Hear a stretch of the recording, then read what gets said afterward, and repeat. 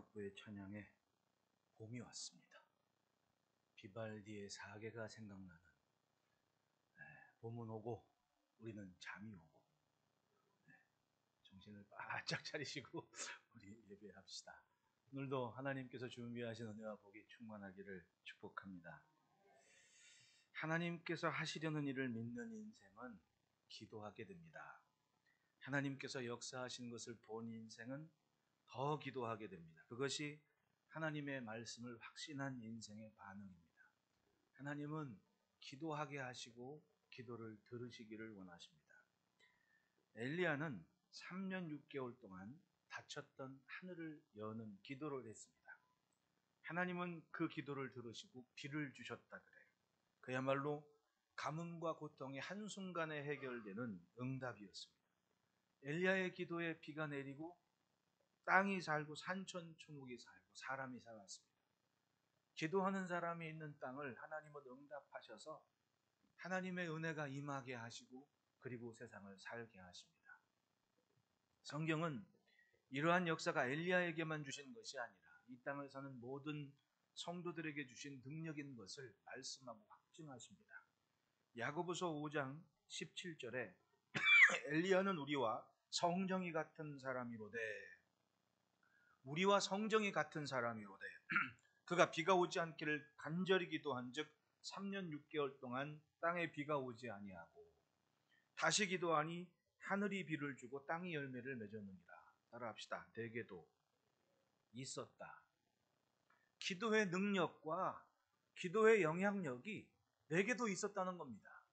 활용을 하지 않았을 뿐이지, 사용을 하지 않았을 뿐이지, 엘리야는 우리와 성정이 같은 사람이로되 즉 우리도 엘리야만큼 엘리야처럼 그런 기도의 역사를 이루어낼 수 있다는 얘기입니다. 하지 않아서 문제지. 기도는 넋두리가 아니라 이루어야 할 것에 대한 간절함입니다. 이루어질 것을 믿는 믿음의 고백입니다. 하나님께 통보하는 것이 아니라 하나님께 간청하고 간구하는 겁니다. 하나님께서는 참 신기하시죠. 능히 다 하실 수 있습니다. 계획대로 모든 것을 이루십니다. 자, 보십시오. 엘리야가 기도했을 때 3년 반 동안 비가 오지 않았다 그럽니다. 또 다시 기도한 즉 비가 내렸다 그럽니다. 오늘 본문만 놓고 봅시다. 왜 기도한 겁니까? 하나님께서 비를 주겠다고 하시니까 기도를 한 거예요. 신기하게도 하나님은 이 땅의 사람과 상관없이 하나님의 일을 하시지만 놀랍게도 그 하나님께서 하시려는 일에 도구로 쓰임받는 인생들이 있는데 그게 바로 기도하는 사람들이고 인생의 기도였다는 겁니다. 예수님의 일생을 보십시오. 하나님과 함께 충분한 계획을 세우시고 이 땅에 오셨습니다. 사람의 몸을 입고 오셨다 그랬죠. 그런데 신기하게도 때마다 정말 중요한 시간이 있으면 기도를 하셨습니다. 때에 맞는 기도를 하셨다는 겁니다. 제자들을 세우실 때도 그랬고 십자가를 지시기 전에도 그랬고 항상 기도하는 모습을 보시고 항상 정해놓은 곳에 기도의 자리가 있을 만큼 제자들에게 기도의 중요성을 알게 하신 거 아닙니까? 가만히 보면 사도들의 경우 죽을 때까지 마음의 회환과 후회가 되는 일이 있었을 것 같아요. 그 한 가지가 뭐냐 하면 바로 예수님이 십자가 지시기 전에 아주 심각한 마음 가지고 감람산에서 기도하러 가셨습니다. 겟세마니라는 동산에 기도하시고 성경 표현대로면 사람이 돌 던질 만한 하면 돌 던지면 닿을 만한 곳에 제자들이 있었다고 그래요. 그런데 예수님은 땀이 땅에 떨어지는 핏방울처럼 그렇게 아주 그냥 그 더운 땅에서 땀을 퍼부으면서 기도를 하셨는데 제자들은 그때 잠이 들었거든요. 그때 주님이 오셔서 말씀하시죠. 잠시라도 깨어 있을 수 없더냐. 나 기도하는 시간에 같이 기도할 수 없었더냐. 그 말씀은 아마도 자신들이 살아서 주님의 일을 감당할 때 늘 마음속에 머릿속에 빙빙빙빙 도는 주님의 음성이 아니었을까 하는 생각을 합니다. 여러분, 예수님은 이루어질 것이 뭔지 하실 일이 뭔지 뻔히 아셨지만 그래도 기도하셨습니다. 그러니 우리는 오죽하겠습니까? 아무리 많은 계획과 아무리 많은 보장된 것이 있다 한들 기도가 아니면 그것이 내 것이 아닐 수도 있는 거 아닙니까? 여러분, 기도로 이루어질 일들을 확실케 하시기를 축복합니다. 엘리야는 기도로 하늘을 닫기도 하고 열기도 했습니다. 이스라엘 땅은 비가 없으면 살 수 없는 땅입니다. 우기 때 한 11월부터 2월까지 있는 우기 때 강우량이 한 해에 전부예요. 그때 잠깐 비 오는 것이 한 해를 먹고 살 비라는 얘기입니다. 그러니까 비가 와도 우산도 잘 쓰고 다니지를 않았습니다. 제가 처음 갔을 때만 하더라도. 왜? 비 맞는 건 축복이거든요.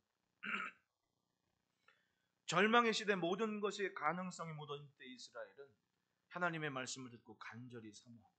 신기하게도 하나님을 기대하게 하셨고 하나님은 그 기대를 인정을 하시는 겁니다.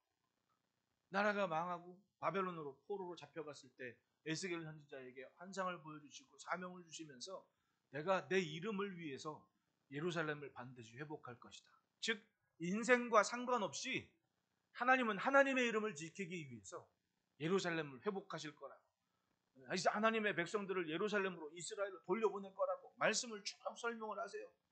그런데 그렇게 말씀을 하시면서 뭐라고 말씀하시냐면 에스겔 36장 한 7절에 주 여호와께서 이같이 말씀하셨느니라. 그래도 이스라엘 족속이 이같이 자기들에게 이루어 주기를 내게 구하여야 할지니라. 즉 하나님께서 하실 일을 다 알고 있어요. 뻔한 얘기입니다. 다 이 조상들을 통해서 약 70년 동안 주구장창 귀에 못이 박히도록 알아요. 앞으로 이루어질 일을. 그런데도 하나님은 무엇을 듣기 원하십니까? 그래도 이루어지기를 내게 구하여야 할지라. 즉 훤하니 작정된 일이지만 그게 고스란히 이루어지기를 기도하는 소리를 하나님께서는 듣기를 원하신다. 여러분 마주보고 인사합시다. 기도 없이 살지 맙시다.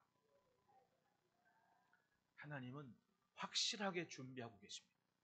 기도를 듣고 응답하시기를. 아니 내가 구하지 않은 것도 다 준비하고 계십니다. 하지만 원하시는 것이 있습니다. 그래도 구하여야 할지라.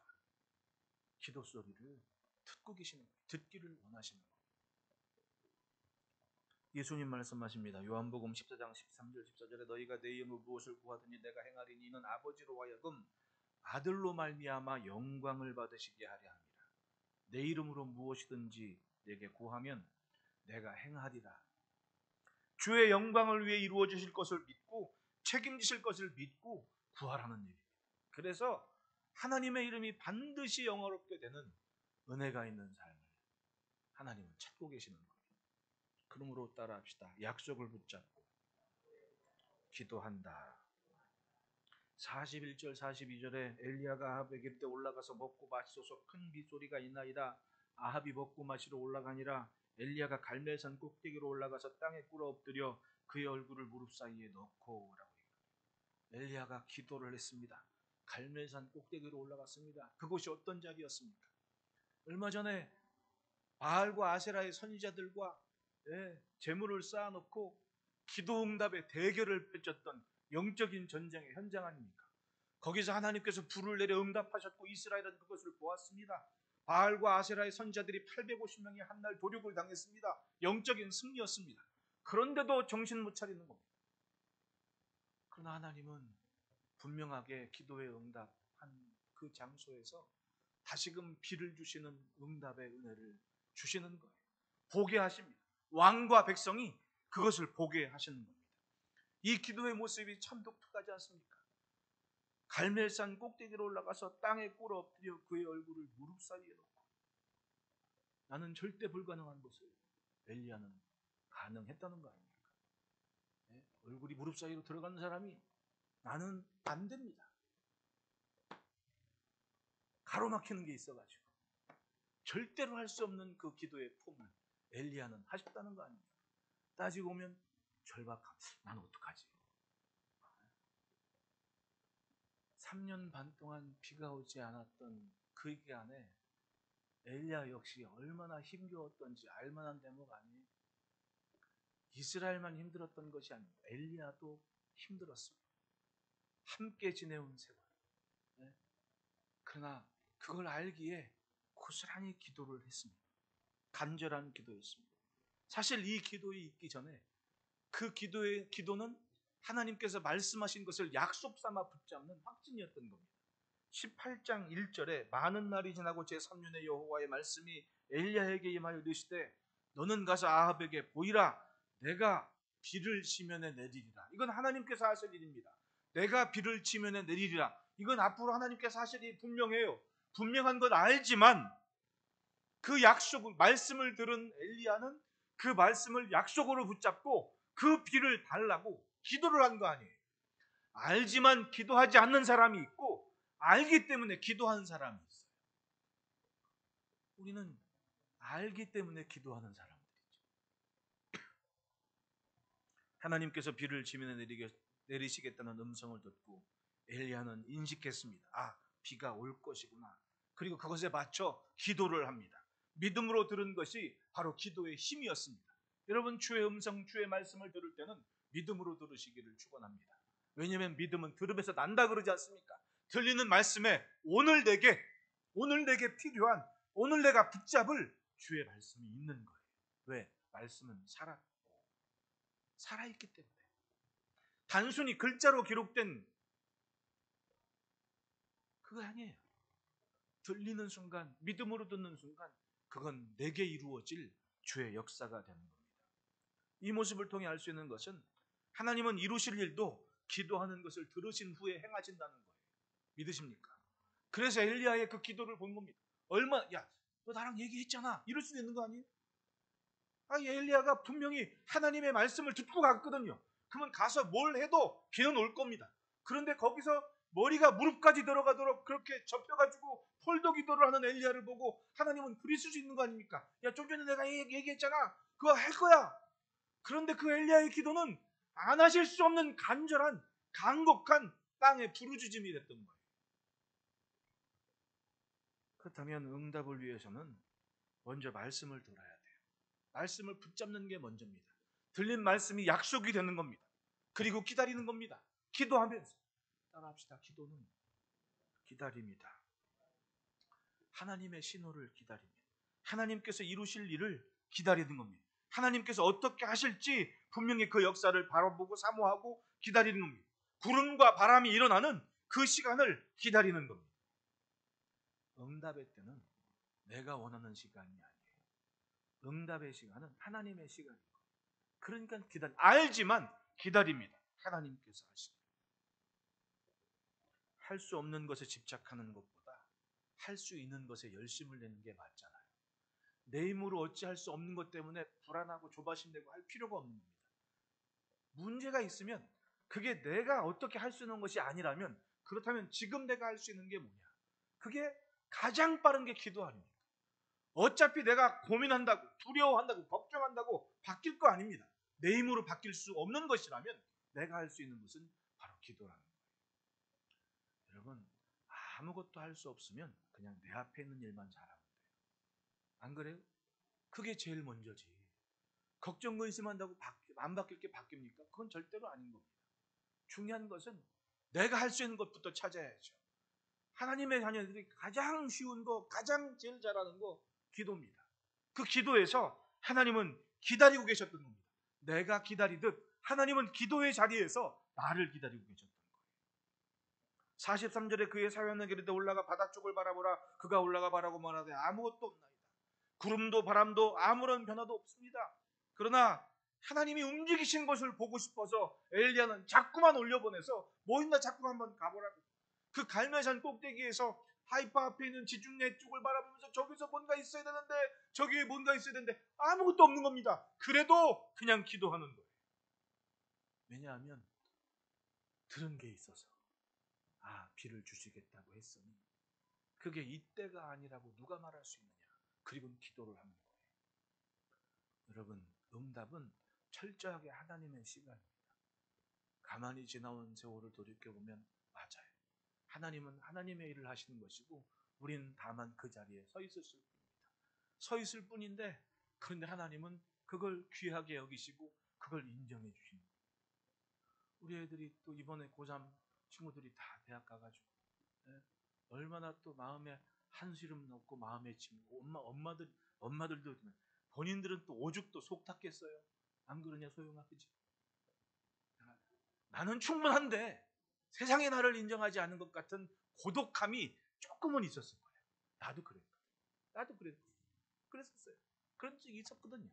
근데 내가 서둔다고 될 일도 아니고 내가 답답하다고 하나님이 답답하신 것도 아니더라고요. 다만 내가 그런 시간에 하나님께 어떤 반응을 취할지, 결국은 가만히 한 걸음 뒤에서 보니까 하나님이 쫙 펼쳐주시고 뭔가 하시는데 우리는 다만 그때 그 시간에 거기 있는 거야. 그리고 은혜롭게 하시고 영화롭게 하시고 기쁨을 주시는 거죠. 그래서 수고는 애들이 하고 선물은 내가 받았잖아요. 나 어저께 선물 받았습니다. 바로 이 선물을 갑자기 그냥 주셔가지고 주신다 그래가지고 나는 마음 변할까 봐 다음날 바로 전화했잖아. 난 준다 그러면 빨리, 작정도 빨리. 설교할 때 필요한 게 아마 한 5년 된 걸 아셨는지 지금 업그레이드 할 때가 되지 않았냐고 선물을 준다 그래갖고 얼른 내가 주문을 했거든요. 고생은 애들이 하고 선물은 내가 받고, 이게 뭔 조화인지 모르지만 하여튼 하나님께서 쫙 뭔가 하실 때 잠깐만 서 있어도 하나님은 내게 은혜를 주시다. 우리는 그런 삶인 거예요. 내가 무언가를 이뤘다, 내가 뭘 한다, 내가 뭘 이룰, 이것보다도 더 중요한 게 그 일이 과연 하나님의 영광이냐, 하나님이 원하시는 일이냐, 하나님께서 하실 일이냐라는, 그게 더 중요한 거 아닙니까? 그걸 나타내기 위해서 필요한 게 뭡니까? 바로 내가 기도의 자리에 있고 하나님과 선이 연결되어 있는 시간이 있을 겁니다. 기도가 뭐예요? 나는 기도가 그렇게 정말 복잡할 게 아니라, 자 보십시오. 전화를 딱 해요. 따르릉 따르릉 전화가 가면 여보세요 그러면 상대방에서 뭐라 그래요? 네? 아, 유도본 집사님은 근무하셨나 보다. 우리 네? 아파가지고 저 유태열 집사님, 우리 박연옥 권사님한테 전화를 따르릉 따르릉 했어요. 박연옥 권사님 이쪽에서 여보세요 했습니다. 유태열 집사님 뭐라 그래요? 네? 네? 나야 그러잖아요. 제 이름은 유태열입니다. 이렇게 안 가는 거 아니야. 내가 집사람한테 전화를 딱 하면 집에 여보세요 그럼 나야 이렇게 하잖아요. 그러니까 기도라는 게 그런 거 아닙니까? 애들이 아빠한테 전화해도 아빠 저는 이진영 중입니다 이렇게 안 할 거 아닙니까? 아빠한테 전화하면 여보세요 그러면 아빠 이럴 거 아니. 하나님께 기도하는 게 바로 그거 아니냐고요. 항상 연결되어 있고 마음을 알고 살아온 삶이 연결이 되어 있기 때문에 굳이 설명을 하지 않아도 알 건 다 알고 느끼 건 다 하는 그런 관계가 하나님과 나 사이라는 얘기입니다. 그러니 하나님의 말씀을 붙잡은 순간 왜 약속이 아닙니까? 지나가다 흐른 말도 그건 약속이 돼서 이건 반드시 지킬 거라는 것을 믿기 때문에 기도하는 거예요. 여러분, 내 귀에 지나가는 말씀이라도 확신이 사거나 약속으로 믿고 기도의 자리에 서기를 축복합니다. 언제인지 모르지만 하나님은 그 시간에 서 있는 나를 은혜롭게 하시고 응답으로 채우실 겁니다. 그래서 따라합시다. 이룰 줄 믿고 선포하자. 엘리야가 아합에게 이르되 올라가서 먹고 마시소서 큰 비소리가 있나이다. 엘리야는 간구하기에 앞서 하나님의 말씀을 확신합니다. 왜? 내가 믿지 못하면 남도 못 믿는 거예요. 말하는 사람이 확신이 없으면 듣는 사람도 확신하지 못하는 거예요. 아리송하는 거죠. 남의 말만 주구장창하면 뭐합니까? 내가 확신이 없으면 내 말을 듣는 사람도 확신하지 못하는 거예요. 엘리야는 믿었고 그렇기 때문에 선포를 합니다. 올라가서 먹고 마시소서 큰 비소리가 있나이다. 왜냐하면 하나님께서 하시겠다는 것을 믿었으니까. 솔직히 가뭄이 1년, 2년, 3년 반이면 생각이 굳어질 만도 해요. 사람이 얼마나 연약한지 아십니까? 보는 것 듣는 것에 아주 잘 휘둘려요. 나는 안 그런다고 하지만 사람이 다 이 팔랑귀라 그러잖아. 듣는 거에 휘둘리는 영향력이 참 많은 거예요. 뭐가 어렵다 그러면 자기랑 상관이 없는데도 굉장히 어려운 줄 아는 겁니다. 네? 그렇게 되는 거예요. 다. 그러니까 애굽에서 나온 사람들이 자기들은 멀쩡해. 애굽에서 나올 때 뭐 줄 것 받을 것 다 받았어. 옆집 다 은급. 성경 보십시오. 받을 거 엄청 많이 받았습니다. 그런데 성경을 가만히 보면 섞여 사는 무리들이, 섞여 온 무리들이 애굽 얘기하면서 그때는 뭐 파도 있었고 뭐 먹을 것도 있었고 얘기하니까 뭐래? 자기들은 그거 없어도 충분히 사는데 그 말 들으니까 그게 있어야 될 것 같아. 그러니까 뭐예요? 불평이 나오는 거야. 이게 인간의 연약함입니다. 나는 사실상 어제나 오늘이나 별 차이가 없는데 듣는 얘기에 마음이 휘둘리고 똑같이 불평하고 원망을 하는 겁니다. 네? 결국은 하나님의 복된 자리를 지키지 못하게 하는 것은 내가 방향성이 문제라는 거예요. 무엇을 듣고 무엇을 쫓아가느냐. 3년 반 동안 충분히 이스라엘은 절박한 중에 있습니다. 그러나 엘리야는 하나님께서 말씀하실 때 이제껏 해온 것보다 앞으로 이루실 일을 더 집중을 합니다. 그건 뭐냐면 이미 하나님은 비를 내리실 준비가 다 되어 있다. 그렇기 때문에 왕에게 얘기하는 거예요. 꼴보기 싫은 아합이어도 왕은 왕 아닙니까? 안 그래요? 참 그게 참 보면 이해하기가 힘들어. 서로 둘이는 아합은 이스라엘을 괴롭게 하는 자여 너냐? 라면서 막 당장 보면 죽일 것 같이 그렇게 하면서 또 얘기할 건 다 하고 또 하나님 앞에 할 건 또 다 하고 이런 사이가 되어버렸단 말입니다. 또 엘리야는 당신 때문에 이스라엘이 고통스러운 거라고 할 말 다 하지만 또 같이 또 왕을 위하면서 올라가서 먹고 마셔서 한다. 이게 참 재밌는 모습이 우리로 정서로는 이해가 안 되지만 엘리야는 그렇게 아합을 위했습니다. 올라가서 먹고 마셔서 큰 비소리가 있나이다.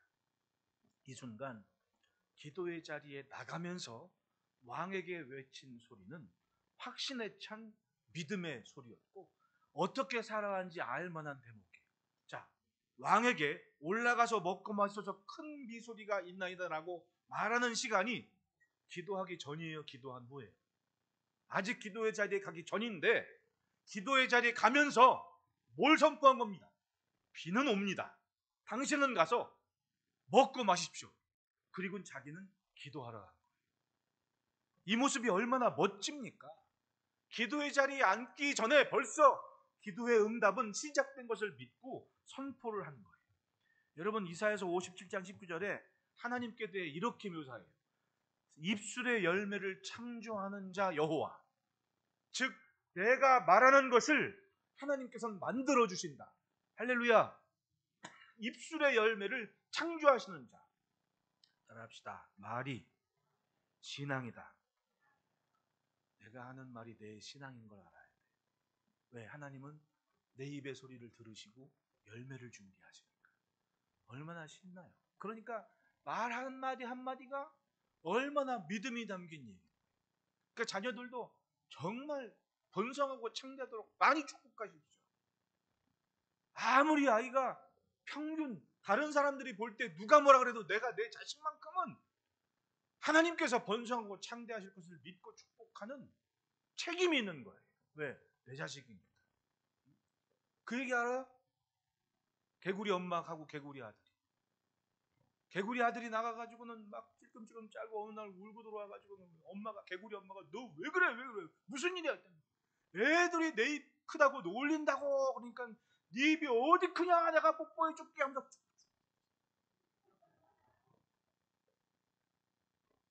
뽀뽀를 돌아가면서 할 만큼 입술이 컸대요 아들이. 근데도 네 입이 어디가 크냐 그러면서 엄마는 여러분 내일 지구가 멸망해도 우리는 우리의 자녀들을 축복할 책임이 있는 겁니다. 예수님은 우리 보고 짐 싸고 산속에 들어가 있으라 그러지 않았어요. 세상에 가 있으라. 예수님 오시는 순간일지라도 맷돌은 돌리고 있으라. 그건 뭐예요? 내게 주어진 일, 내 삶의 터전에서 끝까지 열심히 살고 있으라고. 그리고 부르면 오라고. 짐 싸고 산에 있는 심령은 그건 뭔가 문제가 있는 사람들.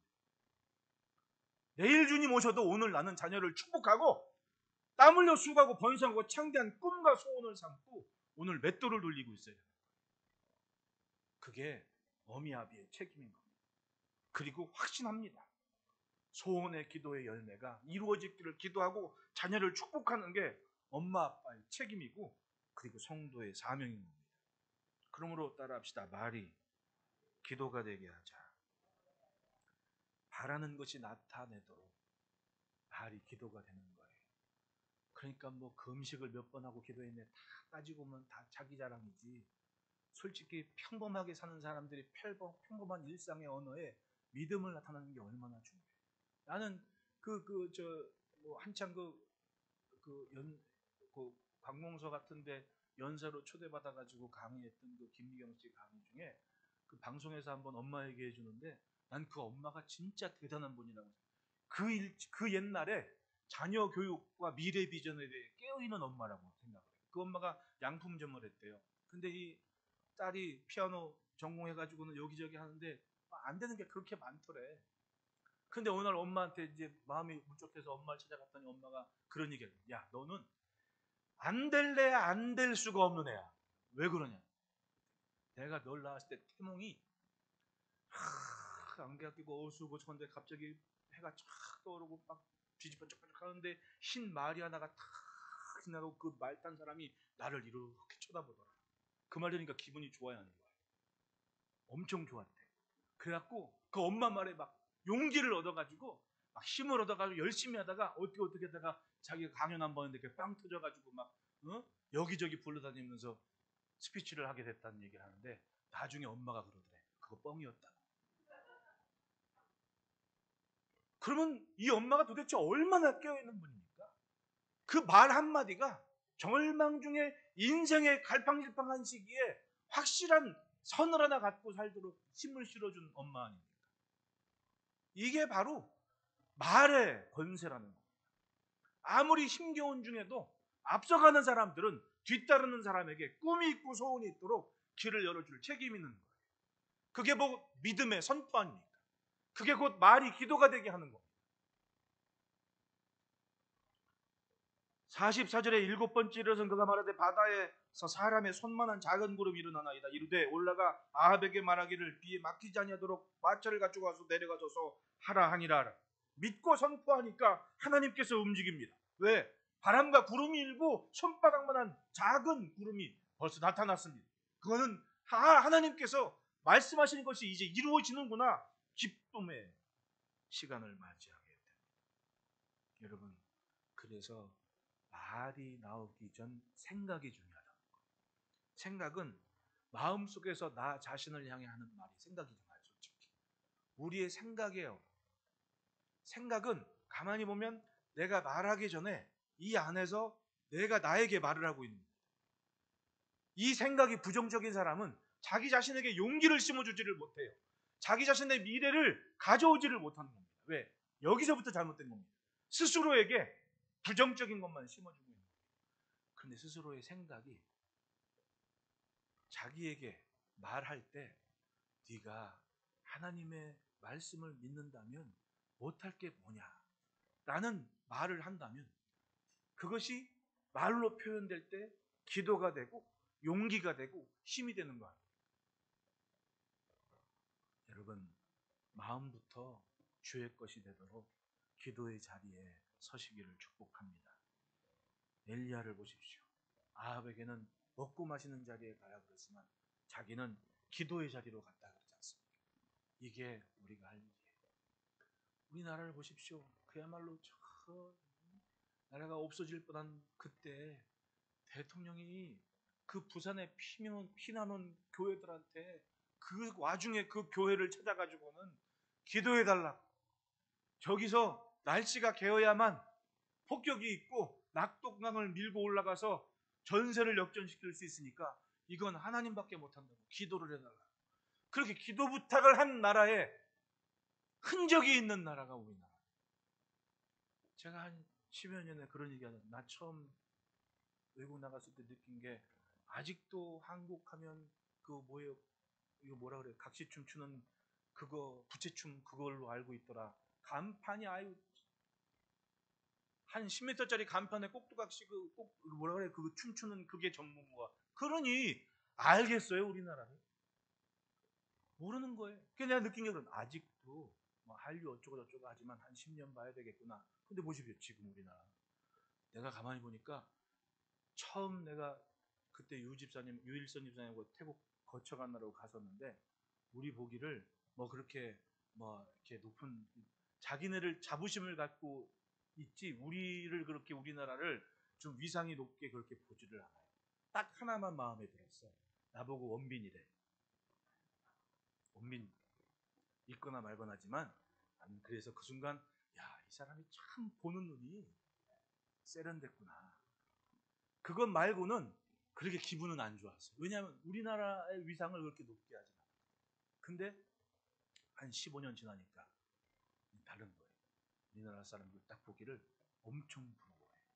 그 사람들은 엄청 교만해요. 왜냐하면 자기들은 왕조가 있는 나라거든요. 그 왕조가 지금까지 이어지고 있잖아요. 네 왕조가 있는데 마지막 지금 라마 왕조가 지금 라마 11세인가 9세인가 뭐 지금 한 9세가 죽고 4세가 죽고 9세가 죽고 11세인가 아마 그렇다 그러는데 하여튼 엄청난 자부심이었고 우리를 6.25 때 우리나라 도왔던 나라입니다. 근데 지금은 보십시오. 경제적인 위상이나 국가적인 위상이 그렇게 우리가 호락호락하지 않거든요. 자기들은 오고 싶은 나라가 됐습니다. 여기. 왜냐하면 먹고 살려고. 얼마나 달라진 겁니까? 나는 그게 남암리에 이름 없는 무명의 크리스찬들의 성도들의 이 기도의 자리를 지켜온 열매라고 생각해요. 뭐가 있습니까? 자원이. 우리나라 자원은 사람밖에 없는 거예요. 옆에 사람 이춤만 쳐다보십시오. 대단하신 분들인 거예요. 하나님께서 존중하시는 분들이 기도를 하기 때문에 이 사람들 때문에 세상이 지탱되고 있는 거예요. 터키에 지진이 생겨가지고 오만잡다한 또 가짜뉴스까지 무슨 한인 성 내가 어저께 터키에 후배 선교사가 하나 있고 터키라 그러면 안 돼요. 튀르키예 후배 선교사가 하나 있고 우리 저 후배 선교사가 한 2년 전에 갔고 옛날부터 우리가 함께했던 그 배신찬 선교사가 있는데 다행히도 배신찬 선교사는 자기들 있는 지역은 비켜나갔다고 얘기를 해요. 근데 홍 선교사가 있는 그 SBS에서 그 금관집 나온 게 자기가 사는 집이라고 하더라고. 자기는 선교 때문에 싱가포르에 나와 있어가지고 다행히 좀 위험한 일은 없었다고 얘기하는데 뭐 한국인 선교사가 뭐 죽어가지고 이런 얘기 다 가짜 뉴스래요. 현혹되지 말라고 그러더라고. 어쨌든 근데 저는 그런 생각을 합니다. 뭐 어떤 제 개인적인 묵상이고 사고지만 땅은요 레위기의 말씀대로 땅은 사람을 바치고 있는 거예요. 여러분 그 땅이 정말 그 튀르키예가 이게 참 무슬림들이 아주 세련된 무슬림들인 거예요. 아예 중동처럼 노골적으로 우리 무슬림이다 이게 아니고 긴 것도 같고 아닌 것도 같고 이 사이에 오락가락하면서도 기독교인들은 엄청 핍박하는 그런 애매한 땅이 터키 땅. 특히 시리아 쪽 이쪽은요 아주 극진적인 무슬림들이 많은 곳입니다. 그러니까 가만히 보면 수시로 지진이 있는 거예요. 지진이 거기는 작년에도 있었어요. 재작년에도 있었고. 근데 이번은 너무 컸죠. 특히 그 시리아하고 변방에 있는 그쪽은요. 근자의 현대에 들어서 순교자가 생긴 사건이 아프가니스탄에 우리 선교사님 한 분 그때 사건 있을 때 죽은 거하고 그 다음에 거기에요. 지금 지진 난 그 지역에 독일인 선교사가 현지인 선교사가 열심히 뭐 애들 글도 가르치고 했어요. 근데 거기에 어떤 애들이 성경 공부하러 왔던 애들이 알고 봤더니 그 극진적인 무슬림 애들이었고 동태를 파악한 다음에 나중에 돌아와가지고 현지인 목사 튀르키예 사람 그리고 이 독일인 선교사 사람이 찌를 데가 없어가 어디 있어가지고 200 몇십 곳을 찔려요. 네? 그렇게 난자를 당한 땅입니다. 그 땅. 그 땅은요 복음 앞에 확실하게 ቁ꾸러지지 않으면 언제 무슨 일이 있을지 몰라요. 진짜 농담이 아니고 이건 사인이고 신원 거예요. 어쩔 수가 없는 겁니다. 애매한 사람들 정말 가슴 아프니 이게 현실이에요. 이게 현실이라. 그 현지인 목회자는요 나온 게 다 잘렸대 몸이.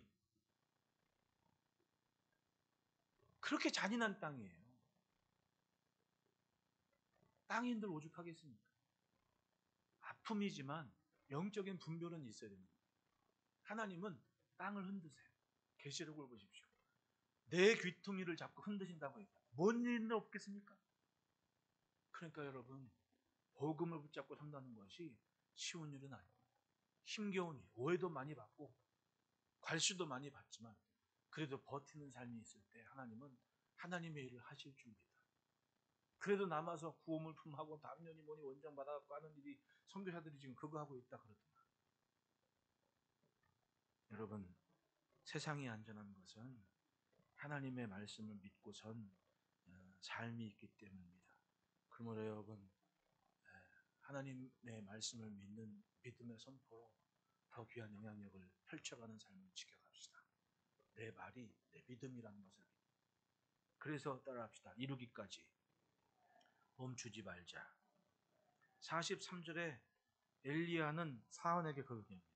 7번까지 다시 가라. 7번까지 다시 가라.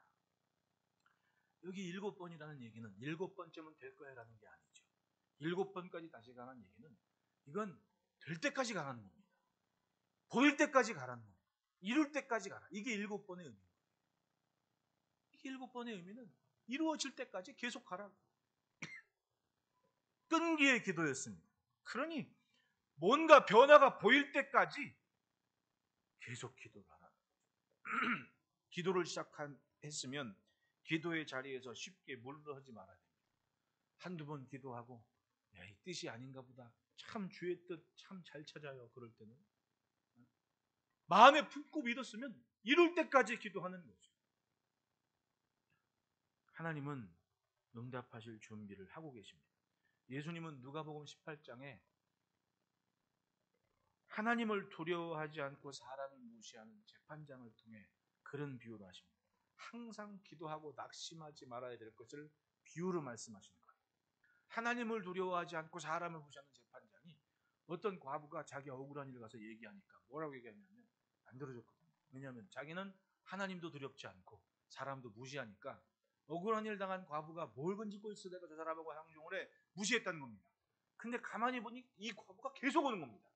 그래서 사람이 내가 하나님도 두렵지 않고 사람도 무서워하지 않지만 이 과부가 나를 번거롭게 하니까 빨리 끝내야겠다 라고 하면서 그 과부의 원한을 뜻을 풀어준다고 하십니다. 그러면서 말씀하시지요. 하나님께서 하나님의 자녀들에게 오래 참겠느냐라는 거예요. 하나님도 두려워하지 않고 사람 무시하는 재판장도 자기 번거로워서 응답 즉 뜻을 이루어주는 마당에 하나님이 자기 자녀들한테 오래 참으시겠냐. 그러니까 여러분 해보지 않으면 몰라요. 내가 이것 아니면 죽습니다라는 소원이 있다면 이루어질 때까지 기도하는 거죠. 하나님은 우리의 기도에 관심을 갖고 계시는 거예요. 뻔한 일이지만 그래도 기도하는 걸 찾고 계십니다. 듣고 계십니다.